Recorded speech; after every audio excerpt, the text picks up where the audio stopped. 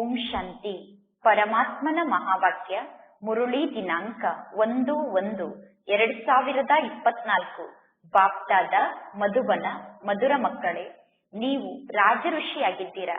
ನೀವೀಗ ರಾಜ್ಯವನ್ನು ಪ್ರಾಪ್ತಿ ಮಾಡಿಕೊಳ್ಳುವುದಕ್ಕೋಸ್ಕರ ಪುರುಷಾರ್ಥವನ್ನು ಮಾಡಬೇಕು. ಜೊತೆಗೆ ದೈವಿ ಗುಣವನ್ನು ನೀವು ಅವಶ್ಯವಾಗಿ ಧಾರಣೆ ಮಾಡಿಕೊಳ್ಳಬೇಕು. ಇಂದಿನ ಪ್ರಶ್ನೆಯಾಗಿದೆ, ಉತ್ತಮ ಪುರುಷರಾಗಲು ಯಾವ ಪುರುಷಾರ್ಥವನ್ನು ಮಾಡಬೇಕು? ಉತ್ತಮ ಪುರುಷರಾಗುವುದಕ್ಕೋಸ್ಕರ ಯಾವ ಮಾತಿನ ಕಡೆ ನಿಮಗೆ ಬಹಳಷ್ಟು ಗಮನ ಇರಬೇಕು? ಉತ್ತರ, ಉತ್ತಮ ಪುರುಷರಾಗುವುದಕ್ಕೋಸ್ಕರ ಶಿಕ್ಷಣದ ಜೊತೆಗೆ ಎಂದು ಮುನಿಸಿಕೊಳ್ಳಬಾರದು. ಈ ಶಿಕ್ಷಣಕ್ಕೂ ಜಗಳ ಮತ್ತು ಹೊಡೆದಾಟಕ್ಕೂ ಸಂಬಂಧ ಇಲ್ಲ. ನೀವು ಚೆನ್ನಾಗಿ ಶಿಕ್ಷಣವನ್ನು ಕಲಿತರೆ, ಓದಿದರೆ, ಬರೆದರೆ ನೀವು ರಾಜರಾಗುತ್ತೀರಾ. ಆದ್ದರಿಂದ ಸದಾ ಸ್ವಯಂನ ಉನ್ನತಿಯ ವಿಚಾರ ಇರಬೇಕು. ನಿಮ್ಮ ನಡತೆಯ ಕಡೆ ನಿಮಗೆ ಬಹಳಷ್ಟು ಗಮನ ಇರಬೇಕು. ನೀವೀಗ ದೇವತೆಗಳ ಸಮಾನ ಆಗಬೇಕು ಅಂದ ಮೇಲೆ ನಿಮ್ಮ ನಡತೆ ಬಹಳಷ್ಟು ರಾಯಲ್ ಆಗಿರಬೇಕು. ನೀವೀಗ ಬಹಳಷ್ಟು ಮಧುರರಾಗಬೇಕು. ನಿಮ್ಮ ಬಾಯಿಂದ ಯಾವ ಶಬ್ದ ಬರುತ್ತದೆಯೋ ಆ ಶಬ್ದ ಎಲ್ಲರಿಗೂ ಅತಿ ಮಧುರ ಎಂದು ಅನುಭವ ಆಗಬೇಕು. ನಿಮ್ಮ ಬಾಯಿಂದ ಯಾವುದೇ ಶಬ್ದ ಬಂದರೂ ಕೂಡ ಆ ಶಬ್ದ ಮಧುರ ಶಬ್ದ ಆಗಿದೆ ಎಂದು ಎಲ್ಲರಿಗೂ ಅನುಭವ ಆಗಬೇಕು. ಎಂದು ಯಾರಿಗೂ ನಿಮ್ಮ ಶಬ್ದದ ಮೂಲಕ ದುಃಖ ಆಗಬಾರದು. ಓಂ ಶಾಂತಿ. ಮಧುರಾತಿ ಮಧುರ ಆತ್ಮಿಕ ಮಕ್ಕಳಿಗೆ ಪರಮಾತ್ಮ ತಂದೆ ಕುಳಿತು ತಿಳಿಸುತ್ತಿದ್ದಾರೆ ಮತ್ತು ಪರಮಾತ್ಮ ತಂದೆ ಕೇಳುತ್ತಾರೆ, ಈಗ ನಿಮ್ಮ ಬುದ್ಧಿಗೆ ಎಲ್ಲಿ ನೆಲೆ ಇದೆ? ಮನುಷ್ಯರ ಬುದ್ಧಿ ಅಲೆದಾಡುತ್ತಿರುತ್ತದೆ. ಮನುಷ್ಯರ ಬುದ್ಧಿ ಕೆಲವೊಮ್ಮೆ ಒಂದು ಕಡೆ ಅಲೆದಾಡಿದರೆ ಇನ್ನು ಕೆಲವೊಮ್ಮೆ ಇನ್ನೊಂದು ಕಡೆ ಅಲೆದಾಡುತ್ತದೆ. ಪರಮಾತ್ಮ ತಂದೆ ತಿಳಿಸುತ್ತಾರೆ, ಈಗ ನಿಮ್ಮ ಬುದ್ಧಿಯ ಅಲೆದಾಟ ನಿಂತಿದೆ. ಈಗ ನೀವು ಬುದ್ಧಿ ಅಲೆದಾಡದಂತೆ ನೋಡಿಕೊಳ್ಳಬೇಕು. ನೀವೀಗ ನಿಮ್ಮ ಬುದ್ಧಿಯನ್ನು ಒಂದೇ ಸ್ಥಾನದಲ್ಲಿ ಏಕಾಗ್ರ ಮಾಡಬೇಕು. ಬೇಹದ್ದಿನ ತಂದೆಯನ್ನು ನೀವೀಗ ನೆನಪು ಮಾಡಬೇಕು. ಈಗ ಆತ್ಮಿಕ ಮಕ್ಕಳಿಗೆ ಗೊತ್ತಿದೆ, ಈ ಸಂಪೂರ್ಣ ಜಗತ್ತು ತಮೋ ಪ್ರಧಾನ ಜಗತ್ತಾಗಿದೆ.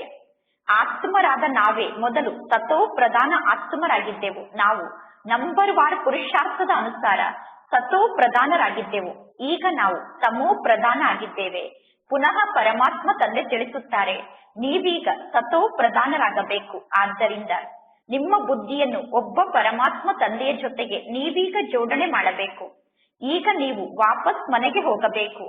ಈಗ ನಾವು ವಾಪಸ್ ಮನೆಗೆ ಹೋಗಬೇಕು ಅನ್ನುವುದು ಜಗತ್ತಿನಲ್ಲಿ ಬೇರೆ ಯಾರಿಗೂ ಗೊತ್ತಿಲ್ಲ. ಮಕ್ಕಳೇ, ತಂದೆಯಾದ ನನ್ನನ್ನು ನೆನಪು ಮಾಡಿ ಎಂದು ಈಗ ಪರಮಾತ್ಮ ತಂದೆ ನಿಮಗೆ ಆದೇಶವನ್ನು ನೀಡಿದ್ದಾರೆ. ನಿಮ್ಮನ್ನು ಬಿಟ್ಟು ಬೇರೆ ಯಾರಿಗೂ ಕೂಡ ತಂದೆಯಾದ ನನ್ನನ್ನು ನೆನಪು ಮಾಡಿ ಅನ್ನುವ ಆದೇಶ ಸಿಗುವುದಿಲ್ಲ. ಪರಮಾತ್ಮ ತಂದೆ ಎಷ್ಟು ಸಹಜ ಜ್ಞಾನದ ಮಾತನ್ನು ಮಕ್ಕಳಿಗೆ ತಿಳಿಸುತ್ತಾರೆ. ಕೇವಲ ತಂದೆಯಾದ ನನ್ನನ್ನು ನೀವು ನೆನಪು ಮಾಡಿ, ಆಗ ನಿಮ್ಮ ವಿಕರ್ಮ ವಿನಾಶ ಆಗುತ್ತದೆ. ಬೇರೆ ಯಾರೂ ಕೂಡ ಈ ರೀತಿ ಜ್ಞಾನವನ್ನು ನಿಮಗೆ ತಿಳಿಸಲು ಸಾಧ್ಯ ಇಲ್ಲ. ನನ್ನನ್ನು ನೆನಪು ಮಾಡಿ, ಆಗ ನಿಮ್ಮ ವಿಕರ್ಮ ವಿನಾಶ ಆಗುತ್ತದೆ ಎಂದು ಪರಮಾತ್ಮ ತಂದೆಯನ್ನು ಬಿಟ್ಟು ಬೇರೆ ಯಾರೂ ತಿಳಿಸಲು ಸಾಧ್ಯ ಇಲ್ಲ.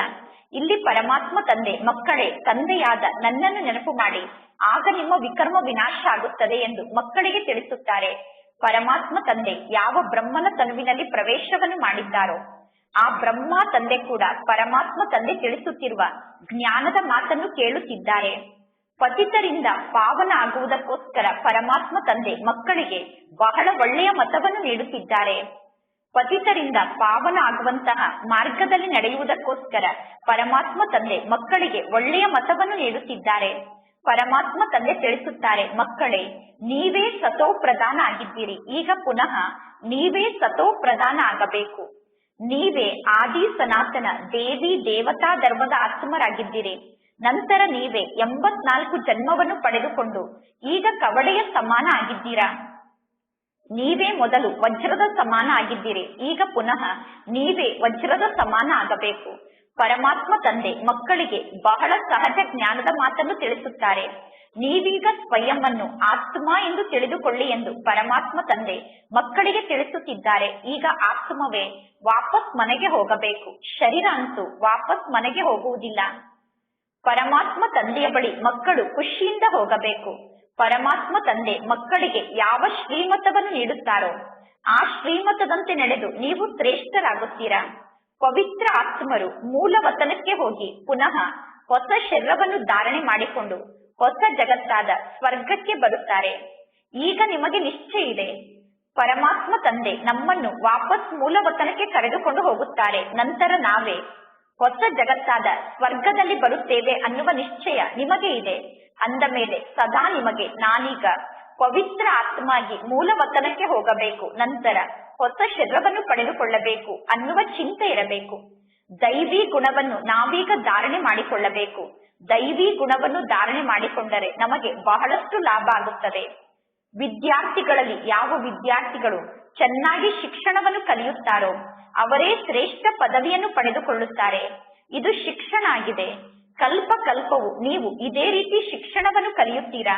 ಪರಮಾತ್ಮ ತಂದೆ ಪ್ರತಿ ಕಲ್ಪದಲ್ಲೂ ನಿಮಗೆ ಇದೇ ರೀತಿ ಶಿಕ್ಷಣವನ್ನು ಕಲಿಸುತ್ತಾರೆ.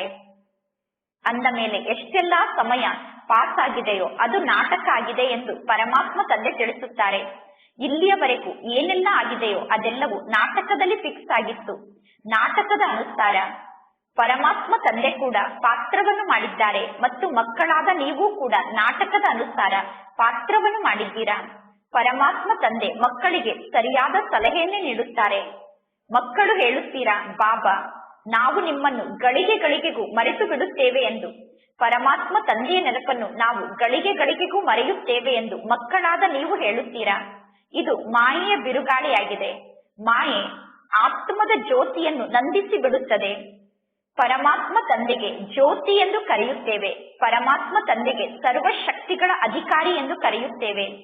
ಎಷ್ಟೆಲ್ಲ ವೇದಶಾಸ್ತ್ರ ಇದೆಯೋ ಆ ಎಲ್ಲಾ ವೇದಶಾಸ್ತ್ರದ ಸಾರವನ್ನು ಪರಮಾತ್ಮ ತಂದೆ ಮಕ್ಕಳಿಗೆ ತಿಳಿಸುತ್ತಾರೆ. ಪರಮಾತ್ಮ ತಂದೆ ಜ್ಞಾನದ ಸಾಗರ ಆಗಿದ್ದಾರೆ. ಸೃಷ್ಟಿಯ ಆದಿ ಮಧ್ಯ ಅಂತ್ಯದ ರಹಸ್ಯವನ್ನು ಪರಮಾತ್ಮ ತಂದೆ ಮಕ್ಕಳಿಗೆ ತಿಳಿಸುತ್ತಾರೆ.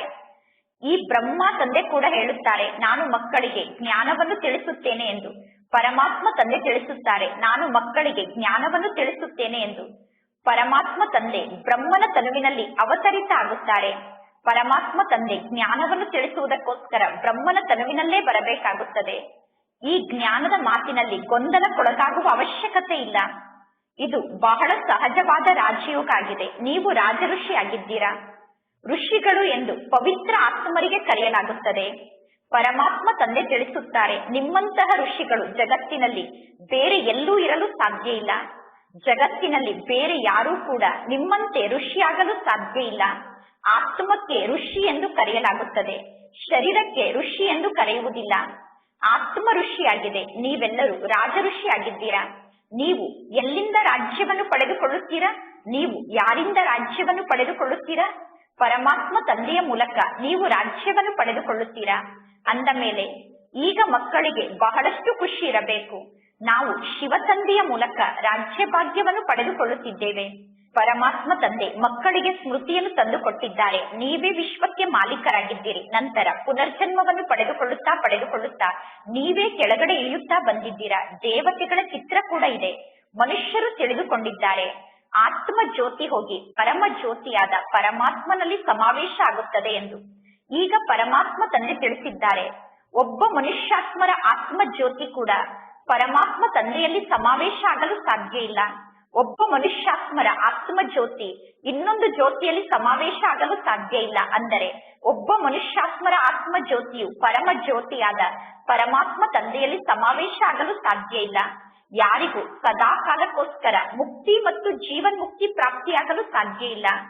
ಈಗ ಮಕ್ಕಳ ಆಂತರ್ಯದಲ್ಲಿ ಇಡೀ ದಿನ ಜ್ಞಾನದ ವಿಚಾರ ನಡೆಯುತ್ತಿರಬೇಕು. ನೀವು ಎಷ್ಟು ಜಾಸ್ತಿ ಸಮಯ ಪರಮಾತ್ಮ ತಂದೆಯನ್ನು ನೆನಪು ಮಾಡುತ್ತೀರೋ ಅಷ್ಟು ನಿಮಗೆ ಖುಷಿ ಇರುತ್ತದೆ. ಇಲ್ಲಿ ಶಿಕ್ಷಣವನ್ನು ನಮಗೆ ಯಾರು ಕಲಿಸುತ್ತಿದ್ದಾರೆ ನೋಡಿ.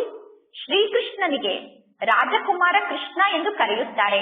ಭಗವಂತ ತಂದೆಗೆ ಎಂದು ರಾಜಕುಮಾರ ಎಂದು ಕರೆಯುವುದಿಲ್ಲ. ಪರಮಾತ್ಮ ತಂದೆಗೆ ಪರಮಾತ್ಮ ತಂದೆ ಎಂದು ಕರೆಯುತ್ತೇವೆ. ಪರಮಾತ್ಮ ತಂದೆ ಸ್ವರ್ಗದ ರಚಯಿತ ತಂದೆಯಾಗಿದ್ದಾರೆ. ಈಗ ನೀವು ಸ್ವರ್ಗದ ರಚಯಿತ ಆದಂತಹ ಪರಮಾತ್ಮ ತಂದೆಯ ಜೊತೆಗೆ ಮನಸ್ಸನ್ನು ಜೋಡಣೆ ಮಾಡಬೇಕು. ಸ್ವರ್ಗದ ರಚಯಿತ ಆದಂತಹ ಪರಮಾತ್ಮ ತಂದೆ ಸ್ವರ್ಗವನ್ನು ಸ್ಥಾಪನೆ ಮಾಡುತ್ತಿದ್ದಾರೆ. ಅಂದರೆ ಸ್ವರ್ಗದ ರಚಯಿತ ಆದಂತಹ ಪರಮಾತ್ಮ ತಂದೆ ದೈವಿ ರಾಜ್ಯವನ್ನು ಸ್ಥಾಪನೆ ಮಾಡುತ್ತಿದ್ದಾರೆ. ಸತ್ಯಯುಗದಲ್ಲಿ ಬೇರೆ ಯಾವ ಧರ್ಮವೂ ಇರಲಿಲ್ಲ. ಇಷ್ಟೆಲ್ಲಾ ದೇವತೆಗಳ ಚಿತ್ರ ಇದೆ. ಈ ದೇವತಾ ಧರ್ಮಕ್ಕೆ ಆದಿ ಸನಾತನ ದೇವಿ ದೇವತಾ ಧರ್ಮ ಎಂದು ಕರೆಯಲಾಗುತ್ತದೆ. ಈ ದೇವತೆಗಳೇ ವಿಶ್ವಕ್ಕೆ ಮಾಲೀಕರಾಗಿದ್ದರು. ಈ ದೇವತೆಗಳಿಗೆ ಸತ್ಯುಗದ ನಿವಾಸಿಗಳು ಎಂದು ಕರೆಯಲಾಗುತ್ತದೆ. ನೀವೀಗ ಸಂಗಮ ಯುಗದ ನಿವಾಸಿಗಳಾಗಿದ್ದೀರಾ. ನಿಮಗೆ ಗೊತ್ತಿದೆ, ಈಗ ಪರಮಾತ್ಮ ತಂದೆ ನಮ್ಮನ್ನು ಸತ್ಯವಂತರನ್ನಾಗಿ ಮಾಡುತ್ತಾರೆ. ನೀವೀಗ ಸತ್ಯವಂತರಾಗುತ್ತಾ ಹೋಗುತ್ತೀರಾ. ವಿಕಾರಿಗಳಿಗೆ ಅಸತ್ಯವಂತರು ಎಂದು ಕರೆಯಲಾಗುತ್ತದೆ. ಈ ದೇವತೆಗಳು ಪವಿತ್ರರಾಗಿದ್ದರು. ದೇವತೆಗಳು ಪವಿತ್ರರಾಗಿರುವ ಕಾರಣ ದೇವತೆಗಳಿಗೆ ಪವಿತ್ರತೆಯ ಪ್ರಕಾಶದ ಕಿರೀಟವನ್ನು ತೋರಿಸಲಾಗಿದೆ. ಅಸತ್ಯವಂತರಾಗುವುದು ಅಂದರೆ ಸತ್ಯದ ಮಾರ್ಗದಲ್ಲಿ ಒಂದೂ ಹೆಜ್ಜೆಯನ್ನು ಇಡದೇ ಇರುವುದು. ಶಿವಾಲಯದಿಂದ ಕೆಳಗಡೆ ಇಳಿದು ವೈಶ್ಯಾಲಯಕ್ಕೆ ಹೋಗುವುದು ಅಂದರೆ ಅಸತ್ಯವಂತರಾಗುವುದಾಗಿದೆ. ಹೊಸಬರು ಈ ಜ್ಞಾನದ ಮಾತನ್ನು ಅರ್ಥ ಮಾಡಿಕೊಳ್ಳಲು ಸಾಧ್ಯ ಇಲ್ಲ. ಎಲ್ಲಿಯವರೆಗೂ ಪರಮಾತ್ಮ ತಂದೆಯ ಪರಿಚಯವನ್ನು ನೀವು ಹೊಸಬರಿಗೆ ಚೆನ್ನಾಗಿ ತಿಳಿಸುವುದಿಲ್ಲವೋ ಅಲ್ಲಿಯವರೆಗೂ ಪರಮಾತ್ಮ ತಂದೆ ಸ್ವರ್ಗದ ರಚಯಿತ ಆಗಿದ್ದಾರೆ ಅನ್ನುವ ಜ್ಞಾನ ಹೊಸಬರಿಗೆ ಗೊತ್ತಾಗುವುದಿಲ್ಲ. ಸ್ವರ್ಗ ಮತ್ತು ನರಕ ಅನ್ನುವ ಎರಡು ಶಬ್ದ ಇದೆ. ಸುಖ ಮತ್ತು ದುಃಖ ಅನ್ನುವ ಎರಡು ಶಬ್ದ ಇದೆ. ಸ್ವರ್ಗ ಮತ್ತು ನರಕ ಎಂದು ಕರೆಯುತ್ತೇವೆ. ನಿಮಗೆ ಗೊತ್ತಿದೆ, ಭಾರತದಲ್ಲಿ ಮೊದಲು ಸುಖ ಇತ್ತು, ಈಗ ದುಃಖ ಇದೆ. ಪರಮಾತ್ಮ ತಂದೆ ಬಂದು ಪುನಃ ಮಕ್ಕಳಿಗೆ ಸುಖವನ್ನು ನೀಡುತ್ತಾರೆ. ಈಗ ದುಃಖದ ಸಮಯ ಸಮಾಪ್ತಿಯಾಗಲೇಬೇಕು. ಪರಮಾತ್ಮ ತಂದೆ ಮಕ್ಕಳಿಗೋಸ್ಕರ ಸುಖದ ಉಡುಗೊರೆಯನ್ನು ತೆಗೆದುಕೊಂಡು ಬರುತ್ತಾರೆ. ಪರಮಾತ್ಮ ತಂದೆ ಎಲ್ಲರಿಗೂ ಸುಖವನ್ನು ನೀಡುತ್ತಾರೆ. ಆದ್ದರಿಂದ ಎಲ್ಲರೂ ಪರಮಾತ್ಮ ತಂದೆಯ ಭಕ್ತಿಯನ್ನು ಮಾಡುತ್ತಾರೆ. ಸನ್ಯಾಸಿಗಳು, ಸಾಧುಗಳು ತಪಸ್ಸನ್ನು ಮಾಡುತ್ತಾರೆ. ತಪಸ್ಸನ್ನು ಮಾಡುತ್ತಿದ್ದಾರೆ ಅಂದ ಮೇಲೆ ಸನ್ಯಾಸಿಗಳ ಮನಸ್ಸಿನಲ್ಲಿ ಅವಶ್ಯವಾಗಿ ಯಾವುದೋ ಆಸೆ ಇರಬೇಕು. ಸತ್ಯುಗದಲ್ಲಿ ಎಂದು ಯಾರು ತಪಸ್ಸನ್ನು ಮಾಡುವ ಮಾತೇ ಇಲ್ಲ. ಸತ್ಯುಗದಲ್ಲಿ ಅನ್ಯ ಯಾವ ಧರ್ಮದ ಆತ್ಮರೂ ಇರುವುದಿಲ್ಲ. ನೀವೀಗ ಪುರುಷಾರ್ಥವನ್ನು ಮಾಡುತ್ತಿದ್ದೀರಾ. ಹೊಸ ಜಗತ್ತಿಗೆ ಹೋಗುವುದಕ್ಕೋಸ್ಕರ ನೀವು ಪುರುಷಾರ್ಥವನ್ನು ಮಾಡುತ್ತಿದ್ದೀರಾ. ನಿಮಗೆ ಗೊತ್ತಿದೆ, ಸತ್ಯುಗ ಸುಖಧಾಮ ಆಗಿದೆ, ಪರಮಧಾಮ ಶಾಂತಿಧಾಮ ಆಗಿದೆ. ಈ ಕಲಿಯುಗ ದುಃಖಧಾಮ ಆಗಿದೆ. ಈಗ ನೀವೆಲ್ಲರೂ ಸಂಗಮ ಯುಗದ ನಿವಾಸಿಗಳಾಗಿದ್ದೀರಾ. ನೀವೀಗ ಉತ್ತಮ ಪುರುಷರಾಗುವುದಕ್ಕೋಸ್ಕರ ಪುರುಷಾರ್ಥವನ್ನು ಮಾಡುತ್ತಿದ್ದೀರಾ. ಈಗ ನೀವು ಬಹಳ ಚೆನ್ನಾಗಿ ಪುರುಷಾರ್ಥವನ್ನು ಮಾಡಬೇಕು. ಶಿಕ್ಷಣದ ಜೊತೆಗೆ ಎಂದೂ ನೀವು ಮುನಿಸಿಕೊಳ್ಳಬಾರದು. ಯಾರದ್ದಾದರೂ ಜೊತೆಗೆ ನಿಮಗೆ ಹೊಂದಾಣಿಕೆ ಆಗದೇ ಇರುವ ಕಾರಣ ನೀವು ಜ್ಞಾನದ ಶಿಕ್ಷಣವನ್ನು ಕಲಿಯುವುದನ್ನು ಬಿಡಬಾರದು. ಈ ಜ್ಞಾನ ಮಾರ್ಗದಲ್ಲಿ ಅನ್ಯರ ಜೊತೆಗೆ ಹೊಂದಾಣಿಕೆ ಆಗದೇ ಇರುವ ಕಾರಣ ನೀವು ಶಿಕ್ಷಣವನ್ನು ಕಲಿಯುವುದನ್ನು ಬಿಡಬಾರದು. ಶಿಕ್ಷಣಕ್ಕೂ ಜಗಳ ಮತ್ತು ಹೊಡೆದಾಟಕ್ಕೂ ಸಂಬಂಧ ಇಲ್ಲ. ನೀವು ಚೆನ್ನಾಗಿ ಶಿಕ್ಷಣವನ್ನು ಕಲಿತರೆ, ಓದಿದರೆ, ಬರೆದರೆ ನೀವು ರಾಜರಾಗುತ್ತೀರಾ. ನೀವು ಜಗಳವನ್ನು ಆಡುತ್ತಿದ್ದರೆ, ಹೊಡೆದಾಡುತ್ತಿದ್ದರೆ ನೀವು ಹೇಗೆ ರಾಜರಾಗಲು ಸಾಧ್ಯ? ನೀವು ಒಂದು ವೇಳೆ ಜಗಳವನ್ನು ಮಾಡುತ್ತಿದ್ದರೆ ನಿಮ್ಮ ನಡತೆ ತಮೋ ಪ್ರಧಾನ ನಡತೆ ಆಗುತ್ತದೆ. ಪ್ರತಿಯೊಬ್ಬರು ಸ್ವಯಂನ ಉನ್ನತಿಯ ವಿಚಾರವನ್ನು ಮಾಡಬೇಕು. ಪರಮಾತ್ಮ ತಂದೆ ತಿಳಿಸುತ್ತಾರೆ, ಹೇ ಆತ್ಮರೇ, ತಂದೆಯಾದ ನನ್ನನ್ನು ನೀವು ನೆನಪು ಮಾಡಿ, ಆಗ ನಿಮ್ಮ ವಿಕರ್ಮ ವಿನಾಶ ಆಗುತ್ತದೆ ಮತ್ತು ನಿಮ್ಮ ಆಂತರ್ಯದಲ್ಲಿ ದೈವಿ ಗುಣಗಳು ಧಾರಣೆ ಆಗುತ್ತದೆ. ನೀವು ಪರಮಾತ್ಮ ತಂದೆಯನ್ನು ನೆನಪು ಮಾಡಿದಾಗ ನಿಮ್ಮ ವಿಕರ್ಮ ವಿನಾಶ ಆಗುತ್ತದೆ ಮತ್ತು ನಿಮ್ಮಲ್ಲಿ ದೈವಿ ಗುಣಗಳು ಧಾರಣೆ ಆಗುತ್ತದೆ. ಒಂದು ವೇಳೆ ನೀವು ಲಕ್ಷ್ಮೀ ನಾರಾಯಣರ ಸಮಾನ ಆಗಬೇಕು ಎಂದು ಬಯಸಿದರೆ ಪರಮಾತ್ಮ ತಂದೆ ಈ ಲಕ್ಷ್ಮೀ ನಾರಾಯಣರನ್ನು ಇಂತಹ ಶ್ರೇಷ್ಠ ದೇವತೆಯನ್ನಾಗಿ ಮಾಡಿದ್ದಾರೆ ಅಂದ ಮೇಲೆ ನೀವು ಪರಮಾತ್ಮ ತಂದೆಯನ್ನು ನೆನಪು ಮಾಡಿದರೆ ಲಕ್ಷ್ಮೀ ನಾರಾಯಣರ ಸಮಾನ ಆಗುತ್ತೀರಾ. ಪರಮಾತ್ಮ ತಂದೆ ತಿಳಿಸುತ್ತಾರೆ, ನೀವು ಕೂಡ ರಾಜ್ಯವನ್ನು ಆಳುತ್ತಿದ್ದೀರಿ. ಈಗ ಪುನಃ ನೀವೇ ದೇವತೆ ಆಗಬೇಕು. ಸಂಗಮ ಯುಗದಲ್ಲೇ ಪರಮಾತ್ಮ ತಂದೆ ಮಕ್ಕಳಿಗೆ ರಾಜಯೋಗವನ್ನು ಕಲಿಸುತ್ತಾರೆ. ನೀವು ಕಲ್ಪ ಕಲ್ಪದಲ್ಲೂ ಇದೇ ರೀತಿ ದೇವತೆ ಆಗುತ್ತೀರಾ. ಅಂದ ಮೇಲೆ ಸದಾ ಈ ಕಲಿಯುಗ ಇದೇ ರೀತಿ ಇರಲು ಸಾಧ್ಯ ಇಲ್ಲ. ಸದಾ ಈ ಕಲಿಯುಗ ಇದೇ ರೀತಿ ನಡೆಯುತ್ತಿರುತ್ತದೆ ಎಂದು ತಿಳಿದುಕೊಳ್ಳಬೇಡಿ. ಕಲಿಯುಗದ ನಂತರ ಅವಶ್ಯವಾಗಿ ಸತ್ಯುಗ ಬರುತ್ತದೆ. ಅವಶ್ಯವಾಗಿ ನಾಟಕದ ಚಕ್ರ ತಿರುಗುತ್ತಿರುತ್ತದೆ. ಸತ್ಯುಗದಲ್ಲಿ ಮನುಷ್ಯರ ಸಂಖ್ಯೆ ಬಹಳ ಕಡಿಮೆ ಇತ್ತು. ಅಂದ ಮೇಲೆ ಈಗ ಪುನಃ ಮನುಷ್ಯರ ಸಂಖ್ಯೆ ಬಹಳ ಕಡಿಮೆ ಆಗಲೇಬೇಕು. ಇದೆಲ್ಲ ಬಹಳ ಸಹಜವಾಗಿ ಅರ್ಥ ಮಾಡಿಕೊಳ್ಳುವಂತಹ ಜ್ಞಾನದ ಮಾತಾಗಿದೆ. ಕಳೆದು ಹೋದಂತಹ ಮಾತಿನ ಕಥೆಯನ್ನು ತಿಳಿಸುತ್ತಾರೆ. ಏನೆಲ್ಲ ಆಗಿ ಹೋಗಿದೆಯೋ ಆ ಮಾತಿನ ಕಥೆಯನ್ನು ಇಲ್ಲಿ ಪರಮಾತ್ಮ ತಂದೆ ತಿಳಿಸುತ್ತಿದ್ದಾರೆ. ಇದು ಸಣ್ಣದಾದ ಕಥೆಯಾಗಿದೆ. ವಾಸ್ತವದಲ್ಲಿ ಇದು ಬಹಳ ದೊಡ್ಡ ಕಥೆಯಾಗಿದೆ. ಆದರೆ ಪರಮಾತ್ಮ ತಂದೆ ಸಣ್ಣ ಕಥೆಯ ರೂಪದಲ್ಲಿ ಇದನ್ನು ತಿಳಿಸುತ್ತಿದ್ದಾರೆ. ವಾಸ್ತವದಲ್ಲಿ ಇದು ಬಹಳ ದೊಡ್ಡ ಕಥೆ, ಆದರೆ ಅರ್ಥ ಮಾಡಿಕೊಳ್ಳಲು ಇದು ಸಣ್ಣ ಕಥೆಯಾಗಿದೆ. 84 ಜನ್ಮದ ಕಥೆಯ ರಹಸ್ಯವನ್ನು ಪರಮಾತ್ಮ ತಂದೆ ನಮಗೆ ತಿಳಿಸುತ್ತಾರೆ. ಮೊದಲು ನಿಮಗೆ ನಿಮ್ಮ 84 ಜನ್ಮದ ಬಗ್ಗೆ ಗೊತ್ತಿರಲಿಲ್ಲ. ಈಗ ನಿಮಗೆ ಗೊತ್ತಿದೆ. ನಾವೀಗ ಶಿಕ್ಷಣವನ್ನು ಕಲಿಯುತ್ತಿದ್ದೇವೆ. ಇದು ಸಂಗಮ ಯುಗದ ಶಿಕ್ಷಣ ಆಗಿದೆ. ಈ ಸಂಗಮ ಯುಗದಲ್ಲಿ ಪರಮಾತ್ಮ ತಂದೆ ನಮಗೆ ಈ ಜ್ಞಾನದ ಶಿಕ್ಷಣವನ್ನು ಕಲಿಸುತ್ತಿದ್ದಾರೆ.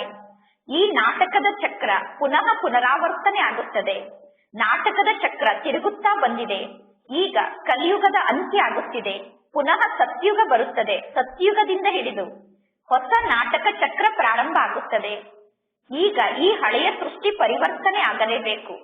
ಕಲಿಯುಗ ಅನ್ನುವ ಕಾಡಿನ ವಿನಾಶ ಆಗುತ್ತದೆ ಮತ್ತು ಪುನಃ ಸತ್ಯುಗ ಅನ್ನುವ ಹೂದೋಟ ನಿರ್ಮಾಣ ಆಗುತ್ತದೆ.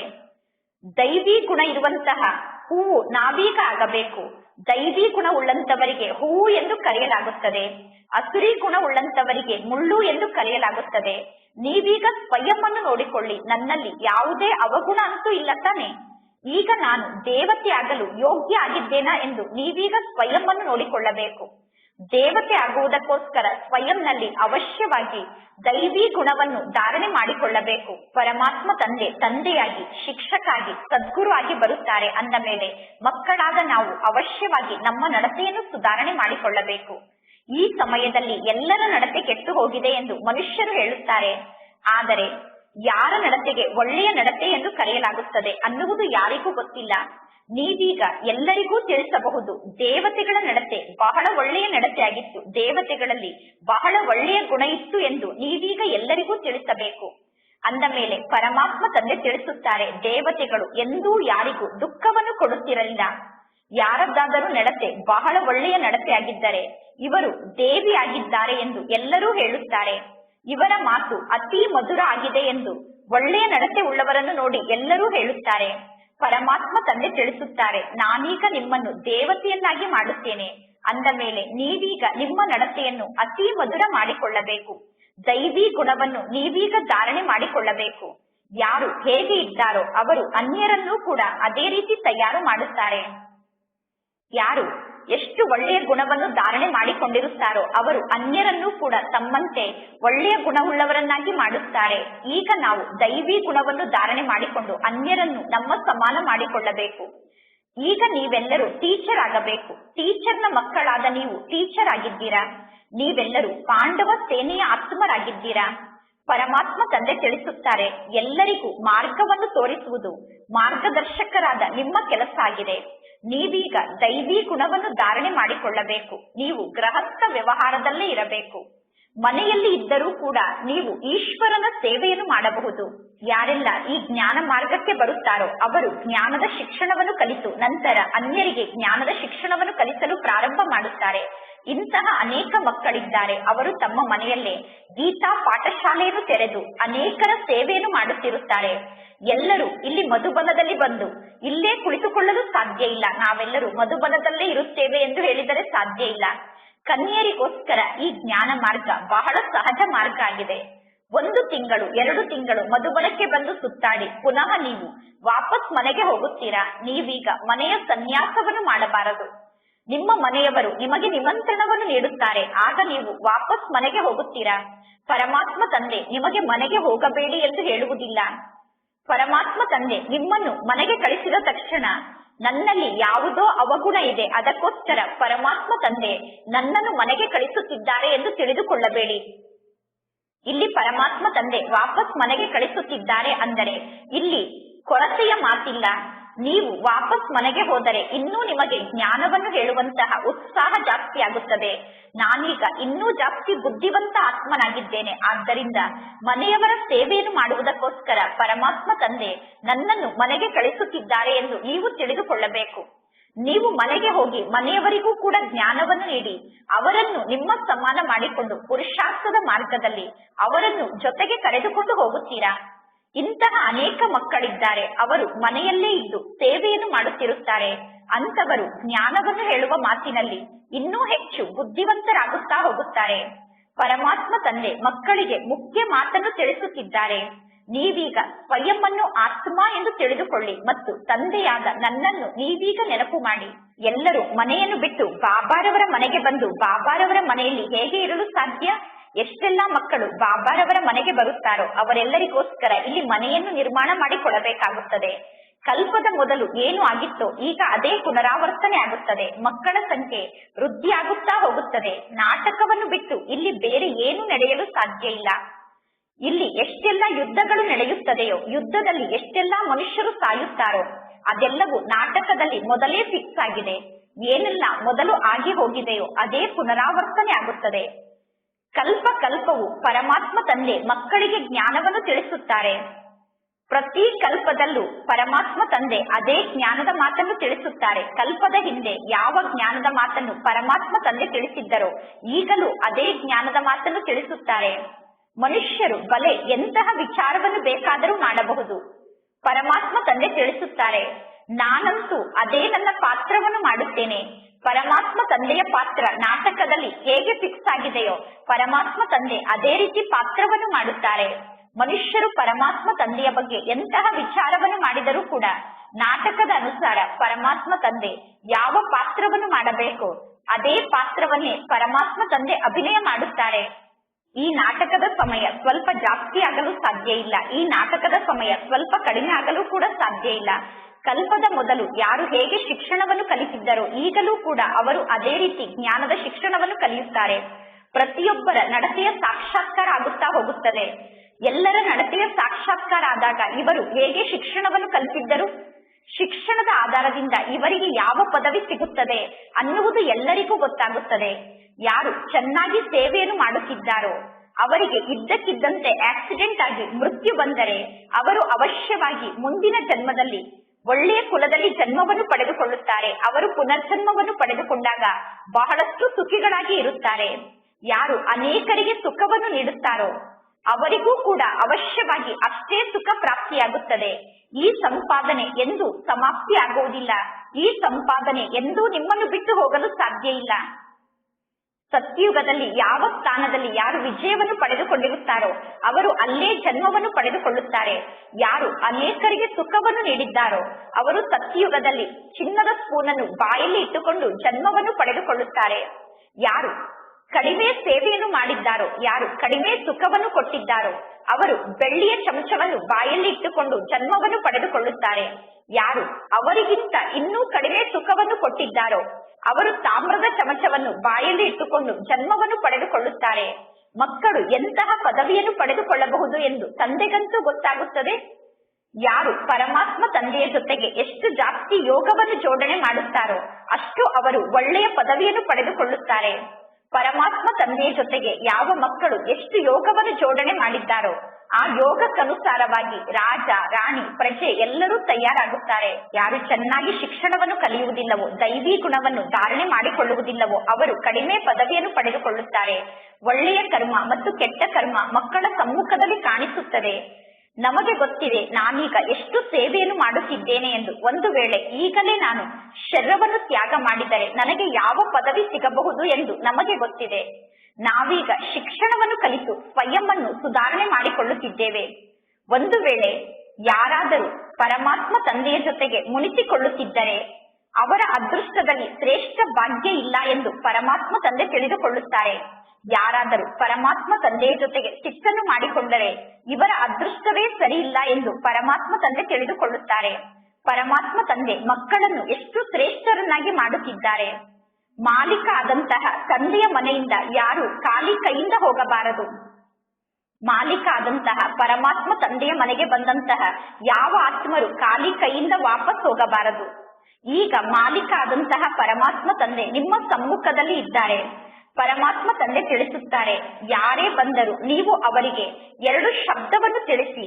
ನೀವು 2 ಜ್ಞಾನದ ಶಬ್ದವನ್ನು ತಿಳಿಸಿದರೆ ಅವರು ಅವಶ್ಯವಾಗಿ ಪ್ರಜಾ ಪದವಿಯನ್ನು ಪಡೆದುಕೊಳ್ಳುತ್ತಾರೆ. ಯಾರು ದೇವಿ ದೇವತಾ ಧರ್ಮದ ಆತ್ಮರಾಗಿದ್ದಾರೋ ಅವರು ಇಲ್ಲಿಯವರೆಗೂ ಜ್ಞಾನ ಮಾರ್ಗಕ್ಕೆ ಬರುತ್ತಿದ್ದಾರೆ. ಮಕ್ಕಳಾದ ನೀವು ಪತಿತರಾಗಿರುವ ಕಾರಣ ಸ್ವಯಂವನ್ನು ಹಿಂದೂ ಎಂದು ಹೇಳಿಸಿಕೊಳ್ಳುತ್ತೀರಾ. ಈಗ ನಿಮ್ಮ ಬುದ್ಧಿಯಲ್ಲಿ ಯಾವ ಜ್ಞಾನ ಇದೆಯೋ ಅದೇ ಜ್ಞಾನ ಪರಮಾತ್ಮ ತಂದೆಯ ಬಳಿ ಇದೆ. ಪರಮಾತ್ಮ ತಂದೆಯ ಬಳಿ ಹೇಗೆ ಜ್ಞಾನ ಇದೆಯೋ ಅದೇ ರೀತಿ ಈಗ ನಿಮ್ಮ ಬುದ್ಧಿಯಲ್ಲೂ ಜ್ಞಾನ ಇದೆ. ಪರಮಾತ್ಮ ತಂದೆ ಜ್ಞಾನದ ಸಾಗರ ಆಗಿದ್ದಾರೆ. ಈ ಪ್ರಪಂಚದ ಇತಿಹಾಸ ಮತ್ತು ಭೂಗೋಳ ಹೇಗೆ ಪುನರಾವರ್ತನೆ ಆಗುತ್ತದೆ ಅನ್ನುವುದನ್ನು ಪರಮಾತ್ಮ ತಂದೆ ಮಕ್ಕಳಿಗೆ ತಿಳಿಸುತ್ತಿದ್ದಾರೆ. ಟೀಚರ್ ವಿದ್ಯಾರ್ಥಿಗಳಿಗೆ ಶಿಕ್ಷಣವನ್ನು ಕಲಿಸುತ್ತಾರೆ. ವಿದ್ಯಾರ್ಥಿಗಳು ಎಷ್ಟು ಶಿಕ್ಷಣವನ್ನು ಕಲಿಯುತ್ತಿದ್ದಾರೆ ಅನ್ನುವುದು ಟೀಚರ್ಗೆ ಗೊತ್ತಾಗುತ್ತದೆ. ಇವರು ಎಷ್ಟು ಮಾರ್ಕ್ಸ್ ಅನ್ನು ತೆಗೆದುಕೊಂಡು ಪಾಸ್ ಆಗುತ್ತಾರೆ ಅನ್ನುವುದು ಟೀಚರ್ಗೆ ಗೊತ್ತಾಗುತ್ತದೆ. ಪ್ರತಿಯೊಬ್ಬರಿಗೂ ಸ್ವಯಂನ ಬಗ್ಗೆ ಗೊತ್ತಾಗುತ್ತದೆ. ಕೆಲವರು ದೈವಿ ಗುಣವನ್ನು ಧಾರಣೆ ಮಾಡಿಕೊಳ್ಳುವ ಮಾತಿನ ಮಾತಿನಲ್ಲಿ ಕಚ್ಚಾ ಆಗಿದ್ದಾರೆ, ಕೆಲವರು ಯೋಗದಲ್ಲಿ ಕಚ್ಚಾ ಆಗಿದ್ದಾರೆ, ಕೆಲವರು ಜ್ಞಾನದಲ್ಲಿ ಕಚ್ಚಾ ಆಗಿದ್ದಾರೆ. ಯಾರು ಜ್ಞಾನ, ಯೋಗ ಮತ್ತು ದೈವಿ ಗುಣದಲ್ಲಿ ಕಚ್ಚಾ ಆಗಿದ್ದಾರೋ ಅವರು ಫೇಲ್ ಆಗುತ್ತಾರೆ ಎಂದು ಈ ರೀತಿ ತಿಳಿದುಕೊಳ್ಳಬೇಡಿ. ಈ ದಿನ ನಾವು ಕಚ್ಚಾ ಆಗಿದ್ದೇವೆ, ನಾಳೆ ನಾವು ಪಕ್ಕ ಆಗಲು ಸಾಧ್ಯ ಇಲ್ಲ ಎಂದು ತಿಳಿದುಕೊಳ್ಳಬೇಡಿ. ಪುರುಷಾರ್ಥವನ್ನು ಮಾಡಿ ಮಕ್ಕಳು ಗ್ಯಾಲಪ್ ಮಾಡಿಕೊಳ್ಳುತ್ತಾರೆ. ನೀವು ಸ್ವಯಂ ಅನುಭವ ಮಾಡುತ್ತೀರಾ, ನಾನು ಎಲ್ಲಿಯವರೆಗೂ ಇದೇ ರೀತಿ ಫೇಲ್ ಆಗುತ್ತಾ ಹೋಗುವುದು, ಇಂಥವರು ನನಗಿಂತ ಹೆಚ್ಚು ಬುದ್ಧಿವಂತರಾಗಿದ್ದಾರೆ ಅಂದ ಮೇಲೆ ನಾನು ಕೂಡ ಶಿಕ್ಷಣವನ್ನು ಕಲಿತು ಬುದ್ಧಿವಂತ ಆತ್ಮ ಆಗಬಹುದು ಎಂದು ನೀವು ಸ್ವಯಂ ಅನುಭವ ಮಾಡುತ್ತೀರಾ. ಒಂದು ವೇಳೆ ನೀವು ದೇಹಾಭಿಮಾನಕ್ಕೆ ವಶ ಆಗಿದ್ದರೆ ನೀವು ಜ್ಞಾನದ ಶಿಕ್ಷಣವನ್ನು ಪುನಃ ಹೇಗೆ ಕಲಿಯಲು ಸಾಧ್ಯ? ನಾನು ಆತ್ಮ ಆಗಿದ್ದೇನೆ ಅನ್ನುವ ಮಾತನ್ನು ಸಂಪೂರ್ಣ ಪಕ್ಕ ಮಾಡಿಕೊಳ್ಳಿ. ಪರಮಾತ್ಮ ತಂದೆ ಮಕ್ಕಳಿಗೆ ನೆನಪು ಮಾಡಿಸುತ್ತಿದ್ದಾರೆ. ಪರಮಾತ್ಮ ತಂದೆ ತಿಳಿಸುತ್ತಾರೆ, ತಂದೆಯಾದ ನನ್ನನ್ನು ನೀವು ನೆನಪು ಮಾಡಿ, ಆಗ ನಿಮ್ಮ ವಿಕರ್ಮ ವಿನಾಶ ಆಗುತ್ತದೆ. ಪುನಃ ನಿಮ್ಮಲ್ಲಿ ದೈವಿ ಗುಣ ಕೂಡ ಧಾರಣೆ ಆಗಬೇಕು. ನೀವೀಗ ದೈವಿ ಗುಣವನ್ನು ಧಾರಣೆ ಮಾಡಿಕೊಳ್ಳಬೇಕು. ನಾನು ಸ್ವರ್ಗಕ್ಕೆ ಎಷ್ಟು ಯೋಗ್ಯ ಆಗಿದ್ದೇನೆ ಎಂದು ಪ್ರತಿಯೊಬ್ಬರು ಸ್ವಯಂನ ನಾಡಿಯನ್ನು ನೋಡಿಕೊಳ್ಳಬೇಕು. ನೀವೀಗ ಸೃಷ್ಟಿ ಚಕ್ರದ ಆದಿ ಮಧ್ಯ ಅಂತ್ಯದ ಜ್ಞಾನವನ್ನು ಪರಮಾತ್ಮ ತಂದೆಯ ಮೂಲಕ ಪಡೆದುಕೊಳ್ಳುತ್ತಿದ್ದೀರಾ. ಈ ರಾಜಯೋಗದ ಜ್ಞಾನವನ್ನು ಪರಮಾತ್ಮ ತಂದೆಯನ್ನು ಬಿಟ್ಟು ನಮಗೆ ಬೇರೆ ಯಾರೂ ಕಲಿಸಲು ಸಾಧ್ಯ ಇಲ್ಲ. ಮಕ್ಕಳೇ ಈಗ ಶಿಕ್ಷಣವನ್ನು ಕಲಿಯುತ್ತಿದ್ದೀರಾ. ನಾವೀಗ ಬ್ರಾಹ್ಮಣ ಕುಲದ ಆತ್ಮರಾಗಿದ್ದೇವೆ ಎಂದು ನಮಗೆ ಗೊತ್ತಿದೆ. ಮಕ್ಕಳೇ ಕೇಳುತ್ತೀರಾ, ನಾನು ಎಷ್ಟು ಬ್ರಾಹ್ಮಣ ಕುಲದ ಆತ್ಮ ಆಗಿದ್ದೇನೆ ಎಂದು, ನಾನೀಗ ಎಷ್ಟು ಸಂಪೂರ್ಣ ಆಗಿದ್ದೇನೆ ಎಂದು ನನಗೆ ಹೇಗೆ ಗೊತ್ತಾಗುವುದು? ಮಕ್ಕಳು ಪರಮಾತ್ಮ ತಂದೆಯ ಬಳಿ ಬರುತ್ತಿರುತ್ತಾರೆ, ಪುನಃ ತಂದೆಯ ಕೈಯನ್ನು ಬಿಟ್ಟು ವಾಪಸ್ ಹೋಗುತ್ತಿರುತ್ತಾರೆ. ಈಗ ಅನೇಕ ಹೊಸ ಹೊಸ ಮಕ್ಕಳು ಈ ಜ್ಞಾನ ಮಾರ್ಗಕ್ಕೆ ಬರುತ್ತಿರುತ್ತಾರೆ. ಒಳ್ಳೆಯದು. ಮಧುರಾತಿ ಮಧುರ ಅಗಲಿ ಹೋಗಿ ಮರಳಿ ಸಿಕ್ಕಿರುವ ಮಕ್ಕಳ ಪ್ರತಿ ಮಾಸ್ಪಿತಾ ಬಾಪ್ತಾದರವರ ನೆನಪು, ಪ್ರೀತಿ ಹಾಗೂ ಸುಪ್ರಭಾತ. ಆತ್ಮಿಕ ಮಕ್ಕಳಿಗೆ ಆತ್ಮಿಕ ತಂದೆಯ ನಮಸ್ತೆ. ಆತ್ಮಿಕ ತಂದೆಗೆ ಆತ್ಮಿಕ ಮಕ್ಕಳ ನೆನಪು, ಪ್ರೀತಿ ಹಾಗೂ ನಮಸ್ತೆ ನಮಸ್ತೆ ನಮಸ್ತೆ. ಧಾರಣೆಗೋಸ್ಕರ ಮುಖ್ಯ ಸಾರ. ಫಸ್ಟ್ ಪಾಯಿಂಟ್, ನೀವೀಗ ನಿಮ್ಮ ನಡತೆಯನ್ನು ದೈವಿ ನಡತೆಯನ್ನಾಗಿ ಮಾಡಿಕೊಳ್ಳಬೇಕು. ದೈವಿ ಗುಣವನ್ನು ಧಾರಣೆ ಮಾಡಿಕೊಂಡು ಸ್ವಯಂನ ಕಲ್ಯಾಣವನ್ನು ಮಾಡಿಕೊಳ್ಳಬೇಕು ಮತ್ತು ಸರ್ವರ ಕಲ್ಯಾಣವನ್ನು ಮಾಡಬೇಕು. ಸರ್ವರಿಗೂ ಸುಖವನ್ನು ನೀಡಬೇಕು. ಸೆಕೆಂಡ್ ಪಾಯಿಂಟ್, ಸತೋ ಪ್ರಧಾನರಾಗುವುದಕ್ಕೋಸ್ಕರ ಒಬ್ಬ ತಂದೆಯ ಜೊತೆಗೆ ಬುದ್ಧಿಯೋಗವನ್ನು ಜೋಡಣೆ ಮಾಡಬೇಕು. ಬುದ್ಧಿ ಯಾವ ಕಾರಣಕ್ಕೂ ಅಲೆದಾಡಬಾರದು. ಬುದ್ಧಿ ಅಲೆದಾಡದಂತೆ ನೋಡಿಕೊಳ್ಳಬೇಕು. ಪರಮಾತ್ಮ ತಂದೆಯ ಸಮಾನ ಟೀಚರ್ ಆಗಿ ಎಲ್ಲರಿಗೂ ಸತ್ಯವಾದ ಮಾರ್ಗವನ್ನು ತೋರಿಸಬೇಕು. ಇಂದಿನ ವರದಾನ ಆಗಿದೆ. ನಡೆದಾಡುತ್ತಾ ತಿರುಗಾಡುತ್ತಾ ಸ್ವಯಂನ ಮೂಲಕ ಅಷ್ಟಶಕ್ತಿಯ ಕಿರಣದ ಅನುಭವವನ್ನು ಎಲ್ಲರಿಗೂ ಮಾಡಿಸುವಂತಹ ಸೂಕ್ಷ್ಮ ದೇವತಾ ಸ್ವರೂಪದಲ್ಲಿ ಸ್ಥಿತಾಗಿ, ಯಾವುದು ಬಹಳಷ್ಟು ಬೆಲೆ ಬಾಳುವಂತಹ ಅಮೂಲ್ಯವಾದಂತಹ ಕಲೆರಹಿತ ವಜ್ರ ಆಗಿರುತ್ತದೆಯೋ ಆ ವಜ್ರವನ್ನು ಪ್ರಕಾಶ ಇರುವಂತಹ ಸ್ಥಾನದಲ್ಲಿ ಇಟ್ಟಾಗ ಆ ವಜ್ರದ ಮೂಲಕ ಭಿನ್ನ ಭಿನ್ನ ಬಣ್ಣಗಳು ಕಾಣಿಸುತ್ತದೆ. ಅದೇ ರೀತಿ ಯಾವಾಗ ನೀವು ಸೂಕ್ಷ್ಮ ದೇವತಾ ಸ್ವರೂಪದಲ್ಲಿ ಸ್ಥಿತ ಆಗುತ್ತೀರೋ ಆಗ ನಿಮ್ಮ ಮೂಲಕ ನಡೆದಾಡುತ್ತಾ ತಿರುಗಾಡುತ್ತಾ ಎಲ್ಲರಿಗೂ ಅಷ್ಟಶಕ್ತಿಯ ಕಿರಣದ ಅನುಭವ ಆಗುತ್ತದೆ.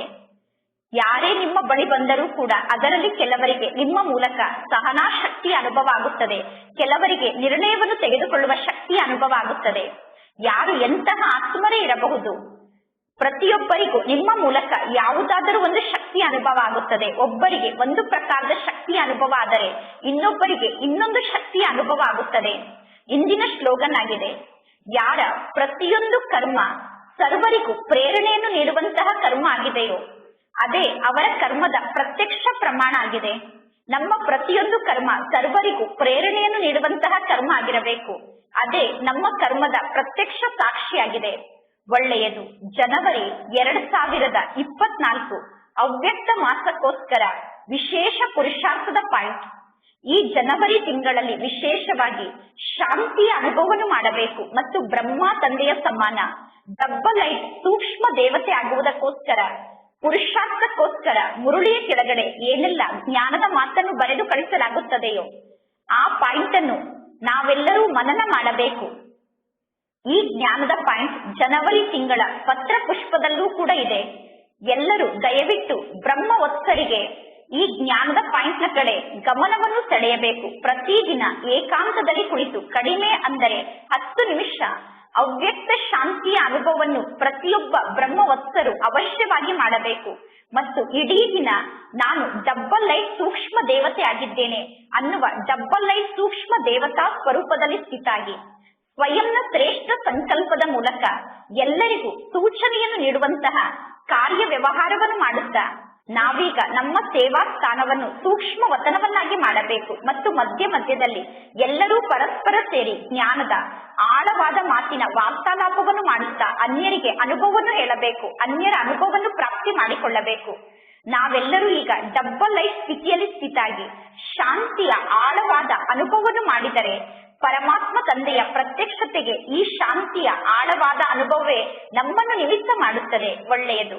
ಈ ದಿನದ ಅವ್ಯಕ್ತ ಸೂಚನೆಯಾಗಿದೆ. ಅವ್ಯಕ್ತ ಶಾಂತಿಯ ಮೂಲಕ ಡಬ್ಬಲ್ ಲೈಟ್ ಸೂಕ್ಷ್ಮ ದೇವತಾ ಸ್ವರೂಪದ ಸ್ಥಿತಿಯ ಅನುಭವವನ್ನು ಮಾಡಿ ಸಂಗಮ ಯುಗದ ವಿಶೇಷ ಶಕ್ತಿ ಅಂದರೆ ಶಾಂತಿಯ ಶಕ್ತಿಯಾಗಿದೆ. ಸಂಗಮ ಯುಗದಲ್ಲಿ ಶಾಂತಿಯ ಶಕ್ತಿಯೇ ವಿಶೇಷ ಶಕ್ತಿಯಾಗಿದೆ. ಶಾಂತಿಯ ಸ್ಥಿತಿಯಲ್ಲಿ ಸ್ಥಿತಾದಾಗ ಡಬ್ಬಲ್ ಲೈಟ್ ಸೂಕ್ಷ್ಮ ದೇವತಾ ಸ್ವರೂಪದ ಸ್ಥಿತಿಯನ್ನು ಸಹಜವಾಗಿ ರೂಪಿಸಿಕೊಳ್ಳಲು ಸಾಧ್ಯ ಆಗುತ್ತದೆ. ಯಾವಾಗ ನಾವು ಡಬ್ಬಲ್ ಲೈಟ್ ಸೂಕ್ಷ್ಮ ದೇವತಾ ಸ್ವರೂಪದ ಸ್ಥಿತಿಯಲ್ಲಿ ಸ್ಥಿತ ಆಗುತ್ತೇವೋ ಆಗ ಯಾವ ಕಾರ್ಯವು ಹೊರೆಯ ಅನುಭವ ಆಗುವುದಿಲ್ಲ. ಅದಕ್ಕೋಸ್ಕರ ಕರ್ಮವನ್ನು ಮಾಡುತ್ತಿದ್ದರೂ ಮಧ್ಯ ಮಧ್ಯದಲ್ಲಿ ನಿರಾಕಾರಿ ಸ್ವರೂಪದಲ್ಲಿ ಸ್ಥಿತ ಆಗುವಂತಹ ಡ್ರಿಲ್ ಅನ್ನು ಮಾಡಿ ಮತ್ತು ಸೂಕ್ಷ್ಮ ದೇವತಾ ಸ್ವರೂಪದಲ್ಲಿ ಸ್ಥಿತ ಆಗುವಂತಹ ಡ್ರಿಲ್ ಅನ್ನು ಮಾಡುತ್ತಾ ಇರಿ. ಹೇಗೆ ಬ್ರಹ್ಮ ತಂದೆಯನ್ನು ನೀವೆಲ್ಲರೂ ಸಾಕಾರದಲ್ಲಿ ನೋಡಿದ್ದೀರಾ. ಬ್ರಹ್ಮ ತಂದೆ ಸದಾ ಡಬ್ಬಲ್ ಲೈಟ್ ಆಗಿದ್ದರು. ಶಾಂತಿಯ ಸ್ಥಿತಿಯ ಮೂಲಕ ಸೆಕೆಂಡ್ ನಲ್ಲಿ ಮಕ್ಕಳನ್ನು ದೃಷ್ಟಿಯಿಂದ ಬ್ರಹ್ಮ ತಂದೆ ಪರಿವರ್ತನೆ ಮಾಡಿದರು. ಅದೇ ರೀತಿ ನೀವೆಲ್ಲರೂ ಬ್ರಹ್ಮ ತಂದೆಯನ್ನು ಅನುಕರಣೆ ಮಾಡಿ ಆಗ ಸಹಜವಾಗಿ ನೀವು ಕೂಡ ಬ್ರಹ್ಮ ತಂದೆಯ ಸಮಾನ ಆಗುತ್ತೀರಾ. ಒಳ್ಳೆಯದು. ಓಂ ಶಾಂತಿ.